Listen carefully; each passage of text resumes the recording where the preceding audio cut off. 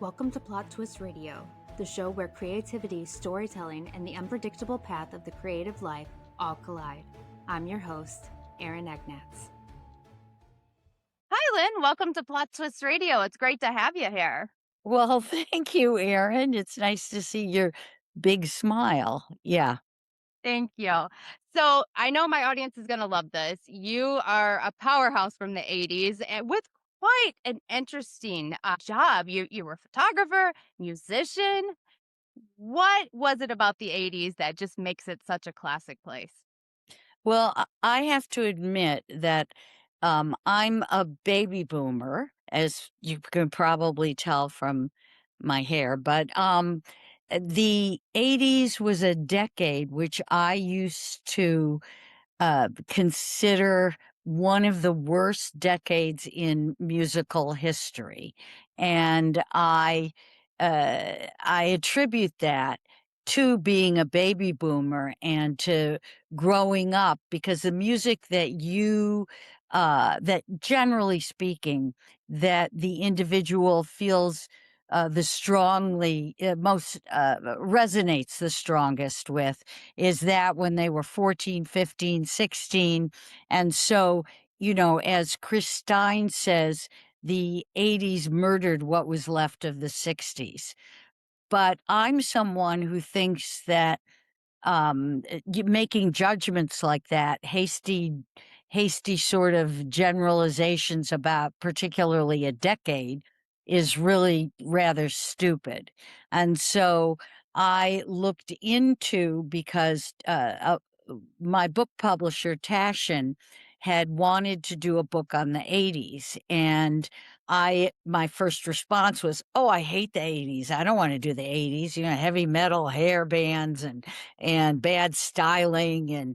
And then as I went through, but they asked me if I would put some pictures together, and I wanted to, I wanted to give them what they were requesting. So I started going through my files.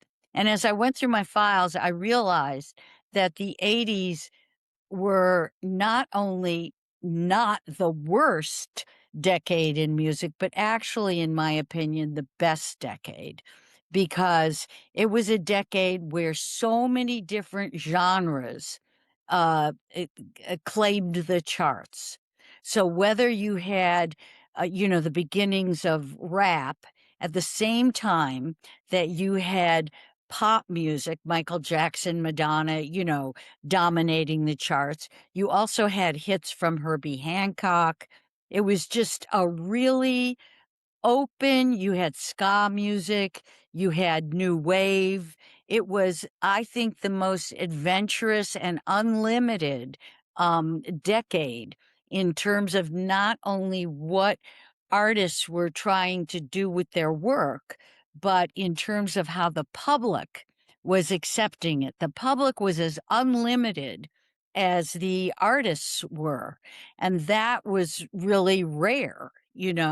I mean, they booed Bob Dylan at Newport, because he didn't fit the thing. But the 80s, it was wide open, whether it was heavy metal, or it was Bananarama. And as I went through selecting pictures, I decided to do the book alphabetically. The book was going to be called Music in the 80s. And I put a group together. I hadn't even gotten through to Z, and I was very excited. I probably hadn't even hit the middle of the alphabet, but it was like looking at pictures of Bananarama next to Barry Manilow. It really showed you the difference. And yet both were on the charts. And so I also was very impressed because I realized I had photographed a wide group of individuals while at the same time I was writing an album as a recording artist on Island Records under the name of Will Powers. And I really wondered how, looking back, I had that much energy to do both things at the same time. And so when I put this group together, Tash had said, oh, we love it, but we decided we don't want to do a book on a decade. We want an individual artist, right? I went, are you kidding me? I'm really into this now. You asked me to do it, so you're not getting my next book because that's my next book. And so I went to Rizzoli, who's published about 9 of my books, and they immediately just said, "Oh yeah, we'll do it." So that was a good thing because the book is more affordable than generally what my Taschen Deluxe books are priced at. And I really want people to have the experience of seeing what that decade was like, because hopefully we'll have another one in the future. And I also learned a big lesson because I thought, I can't believe I thought this about the 80s.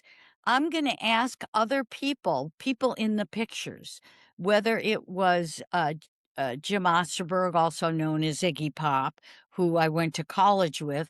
And Iggy had the same kind of negative thing that I had had. Whereas I also asked, like, some artists are no longer here. So I asked people of different age groups who are very well known and who have used music in their work, like Ben Stiller, who was 14 in the 80s. And his take on it was completely different than any of the other, uh, than my age group. And it was really exciting to be able to talk to all these different people of different age groups. And in the back of the book, with every picture, I have a quote in regards to either, what that person who's in the picture is feeling about the 80s now, or what a person who is influenced by that music feels. So I always like to have in my books something, that people can really sit with and look and read, hopefully while they're listening to music, because I think there's a great power in joining up your visual with your auditory sensibilities. And so I am really happy that Taschen asked me to do that because, it's very limited thinking to just make a sweeping statement, particularly about a decade, that, like, oh no, that was, look into it and see what it is, because there's so much positive about that period of time from my perspective.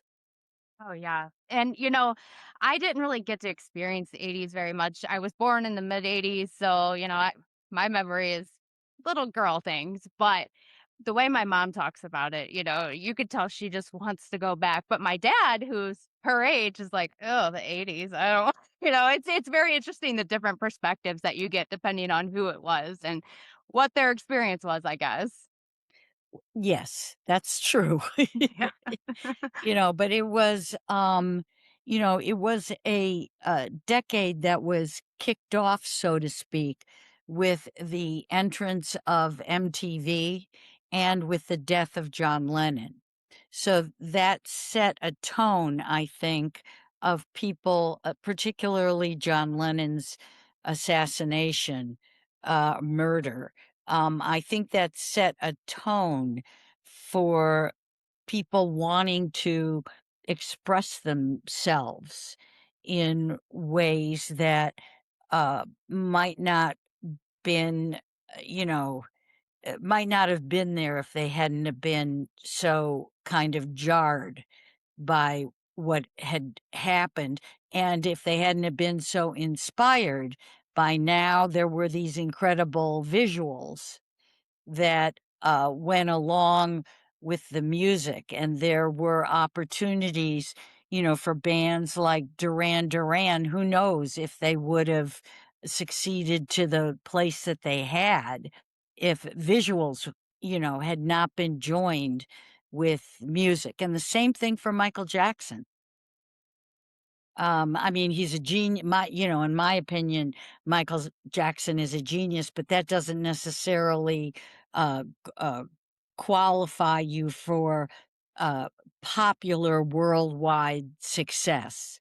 And MTV brought a globalization of music that I think that's part of what opened the doors to all these different genres being popular at the same time. Yes, I agree completely. And speaking of the different genres, your Will Powers era. I was listening to it today. Love it. But where did Oh, that come from? well, I always thought that I'm a number of things. People think of me as a photographer, and I am, but I'm also a painter, a writer, a songwriter, so it's not unlike, it becomes easier, to say, oh, I hate the 80s, than to really look at who somebody, like you could say, oh, she's just a rock and roll photographer. People don't really have the bandwidth to look deeper, and so, and I think part of that is that if they see that life does not have to be limited, okay, it opens the door up for them to question themselves. And why do they continue to do what they do if it's not making them happy, and if they're not learning from it, and if their inner voice keeps telling them, they're in the wrong place at the wrong time. So, when I sang and wrote songs, I knew, I wanted to be a great singer, and I wasn't. I was a good backup singer. Um, and so I felt there were people who really wrote great songs and sang great, and what could I contribute? And I thought, I have a particular sense of humor, rather, tongue in cheek, but I also believe, that humor is a big truth teller. And so I decided to create a character by the name of Will Powers, who would actually be. Um, Hopefully, not male or female, but just the inner voice. And I always believed in dancing for mental health long before it became popular. And so I wanted to make dance music that people could just listen to, and be open to positive messaging. Also at that time, there was a lot of, it was the early 80s, and there was, I believe that because we listen to music and we might just have it on in the car or in our home, or we're taking a bath, and we think it's not really going in our brain, the messages are going in your brain. I've always thought that. So I thought, why not create positive messaging that hopefully people will laugh and stuff? And I wanted it to be more like a play, so to speak. So there are characters in it, which I become those characters. And the idea was to make a record that hopefully people would laugh and enjoy, and might even be inspired to bust through whatever fears they have to become what it is they always thought they wanted to be. And maybe in that journey, they find out that's not for them, but maybe they do. And, better to do that than to be at the end of your life with regrets. So I felt like if I could make an album that even helped one human being, that would be great. And I do consider Will Powers to probably be the most important thing the most significant thing that I've ever done. And I might be bringing Will back. I never really wanted to be in front of the camera, whether it was as an actress or any other way, because I have great need for a certain amount of anonymity. And so when I started doing Will, and Will had a lot of success, first in the UK with a song called Kissing with Confidence.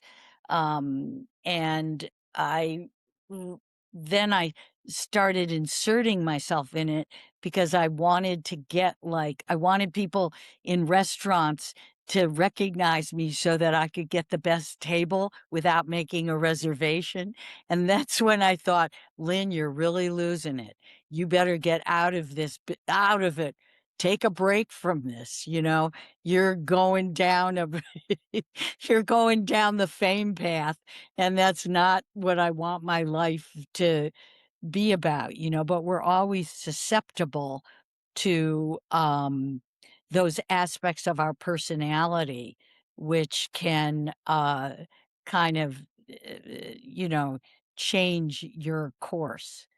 And so it's taken me a long time to really get to a place where I feel, like I can bring Will back. And part of that does have to do with AI, although I'm not um, I really hesitate when it comes to the effects on the planet. But on the other side of the coin, I think the cat's out of the bag. And what I always wanted was for me to be able to create a character that wasn't real and that spoke all languages. So now I'm kind of working on that. But I'm not using a lot of power, people. I'm not, I'm using will. Love that. I love that. And, w- as I was listening to it, I thought, man, this had to be ahead of its time. It had to be ahead of its time because it was the power in the messaging that you can hear from the music is incredible. So I'm so glad you did that because it's such an important mental health is so important. So I just wanted to tell you that because, I know so Thank you. many people struggling. No, what's So really fascinating is I don't do anything to promote Will. I don't have like, or her it's not like I do nothing, right? And still we're talking 40 something years later, like last month on iTunes I had 350,000 streams. And the album's available on CD Baby. And every month I get a little check. So, people are still listening.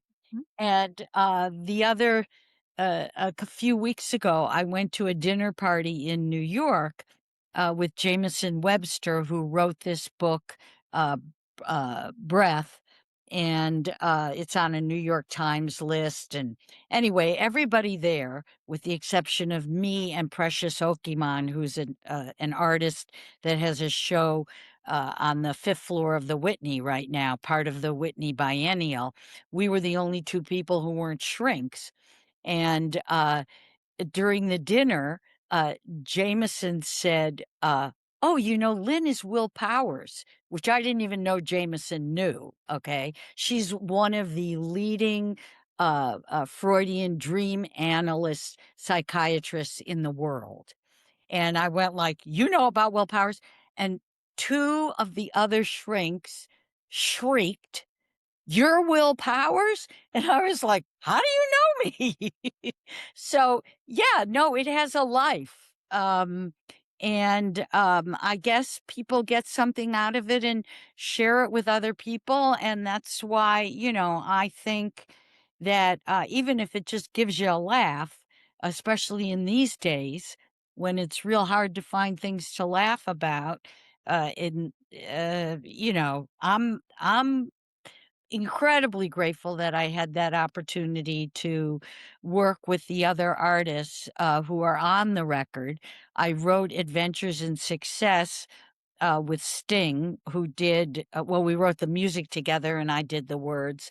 And then I wrote songs like "Smile" with Nile Rundgren, Nile Rodgers. I wrote songs with Todd Rundgren. Yeah. So, and I didn't push that when I was Will. I didn't say, "Oh, look, here's all these people," that Steve Winwood, and obviously they were even bigger then than they are now, with the exception maybe of Sting. Well, no, Nile is bigger now, I think. But the point is really that these people were agreed to be part of it because it was something interesting and different.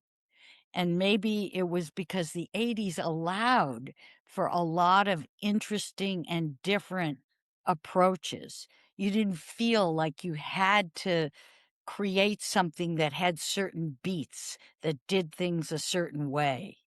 I think as much as there is now with this, uh, there's so many people creating that the noise out there is hard to get through to find work that feels fresh and inspiring. I agree with that. That's perfectly said. But so you have a show coming up. Could you tell us a little bit about that? Sure. Next week at the Marie Selby Botanical Gardens, which has a museum and a botanical garden in Sarasota, Florida. In the museum, they've done shows for Robert Mapplethorpe, Alexander Calder, and I was very excited that they asked me. I have a book. As I said, I don't just shoot photograph musicians. I have a book on flowers that I did with Rizzoli, and Patti Smith, who does a residency with them every year, doing her poetry and such. She showed them my flower book and they offered me this show. And so the show is more or less built around the idea of the comparison of uh, growing flowers and growing your friendship. And I'm very excited about it because I think it looks really beautiful, and I love the idea of walking through gardens and seeing my pictures. But I did a number of diptychs and triptychs with a flower and then Patty, older pictures of Patty. I've done my most current book is going to be available there, which is a book that focuses on Patty's career from about uh, uh, just after horses or during horses through to when she more or less, dropped out of the scene. So it's like 1980, and it's called Before Easter After, because the pictures are from before Easter, which is one of the album covers I did, and then the time period after Easter. Yeah. Very nice. That sounds amazing. And you couldn't have a better setting than Sarasota, Florida. So, Oh, good. I haven't been there. Well, I was there many decades ago and remember, beautiful beaches. Mhm. But I'm just excited that my I'm excited about what how I was able to show, because as you get older in life, and maybe no, it probably happened to me when I was little too, you question friendships and what is needed to really have lifelong friends. And it's really many of the same qualities that it takes to grow flowers. And that's why the exhibit is called Shared Light. That, oh, that's going to be gorgeous. I can already, I I haven't even seen it. I can tell you, it's going to be Well, you can gorgeous. go on my Instagram. I just posted today Well, with the poem that I wrote, which maybe one day I'll turn into a song, with the poem that I wrote, which, joins those two things, flowers and friendship. beautiful. I love it. I love both things. So there you go. There you I, go. well, thank you so much for spending your time with me. It's a true honor, and I will make sure that the links are in the show notes. My thanks again to Lynn for joining us on Plot Twist Radio. And before we let you go, as I told you at the beginning, Lynn has been gracious enough to let us play one of her singles. So here is Smile from Will Powers.